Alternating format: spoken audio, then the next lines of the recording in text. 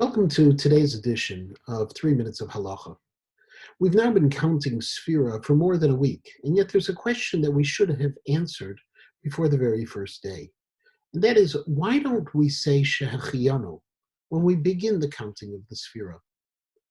There are many answers to this question, but I want to share with you today the top 10. 10 of the most famous responses as to why we don't count, and do those 10 responses in chronological order, beginning with the Eliyahu Zuta, a medrash that goes back to the 10th century and says very simply that the time of Sefira is also the Mehadin. It's a time when we are judged about the crops. And therefore, to say Shehechiyanu v'kiyamanu when we are in the midst of a din of judgment by God is problematic. The Baal Hamor, Reb Zrachia Halevi, who lived in the 12th century in Gerona, he said a similar concept, but he said the reason we count Sefira nowadays is Zecher l'Churban, that ultimately we're remembering the destruction and what once was in the Beit HaMikdash. And how is it possible to say Shehechiyanu v'kiyamanu, that we've been excited and thank God you have brought us to the day when we don't have the Beit HaMikdash, and so Shehechiyanu would be inappropriate. The Rokeach, Rabbi Elazar of Ramaiz of the 13th century, said there's a different problem, and that is that Sefira is actually accounting of a full set of days, of the 7 full weeks. What would happen if we skip one of those days? How can we say Shehechiyanu on a mitzvah that may in the end be incomplete? The Sefer HaManig of Avram ben Natan of Provence in the 13th century said that actually we only say Shehechiyanu over something that we have some level of benefit or that we do something about, and here we're just talking, and so therefore Shehechiyanu would not be appropriate.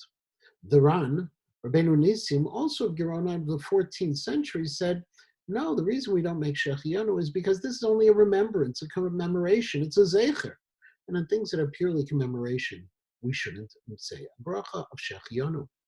The Avud Raham, Reb David Avud Raham, who was a student of the Baal HaTurim, lived in Seville in the 14th century, said, no, actually, it's because this is a period of time when we are concerned. We're actually worried. Think of all of the customs of mourning during the period of Sefira. How can we possibly say a Shehechiyanu?